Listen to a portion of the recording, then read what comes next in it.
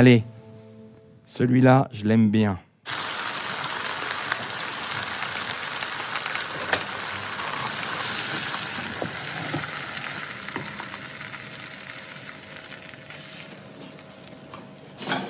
Ça m'a fait drôle d'acheter de la viande. J'ai l'impression que j'en ai pas acheté depuis des années. Tu vas te régaler. Tu sais, j'ai été l'acheter chez le boucher que tu aimes. Et je vais faire.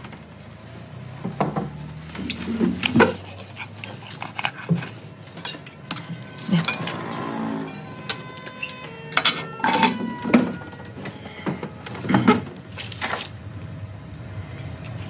Alors, tu es content d'être venu?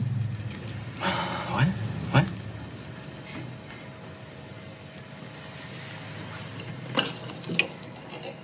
Bah, tu dis rien. Je sais pas. C'était bien, quoi. Raconte.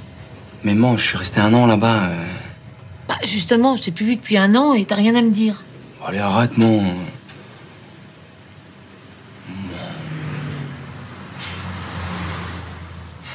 Je suis content de te revoir.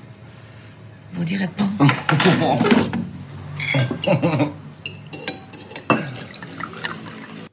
Vous voyez ?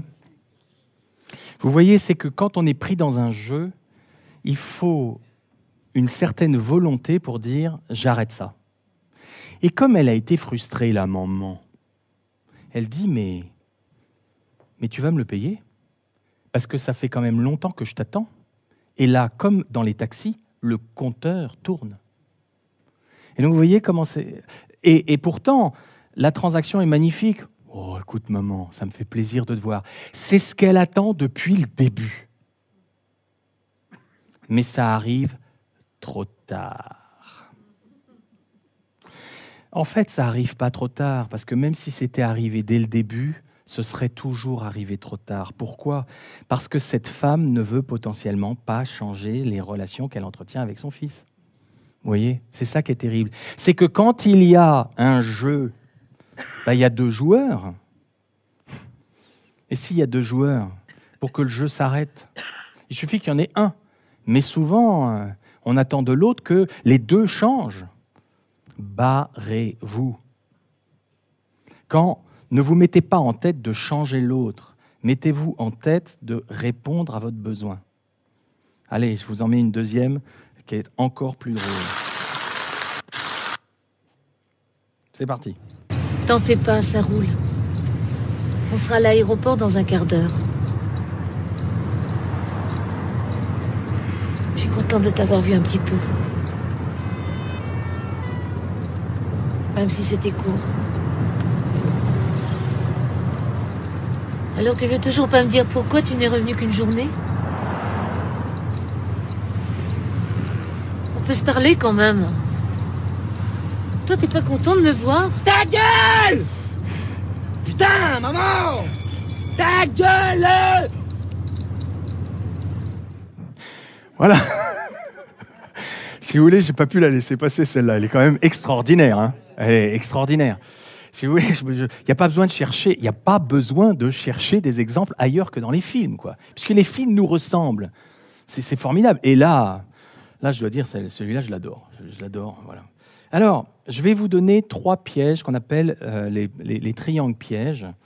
Le premier de ce triangle piège, si vous voulez, c'est on va faire copain-coquin. Ça reste entre nous, hein. Je te le dis, mais je te le dis qu'à toi. Hein. Tu ne le dis pas aux autres. Hein. Alors ça, je peux vous dire que c'est une invite côté sauvetage où on développe apparemment de la connivence ou de la complicité, mais c'est d'une complicité odieuse, si vous voulez. C'est une complicité qui se met nous contre les autres. Ça, c'est un premier piège. Le deuxième piège, il est plutôt côté persécuteur. Alors, côté persécuteur, c'est, je te préviens, que les choses soient bien claires entre nous. Hein. Si tu en parles, ça va mal tourner pour ton matricule. Donc, ça commence par, allez, je te le dis, mais ça reste entre nous. Puis après, je compte sur toi. Hein. Je compte sur toi. Vous voyez? La cling-cling. Le mec, où la pauvre victime, là, elle dit « Eh ben, je suis rhabillé pour l'hiver. J'ai ceinture et bretelles. » Et alors, ce qui est terrible pour les enfants, c'est quand les parents se mettent d'accord entre eux en disant « Mais sans nous, tu ne pourras pas t'en sortir. » C'est-à-dire que le persécuteur et le sauveteur s'allient contre la victime.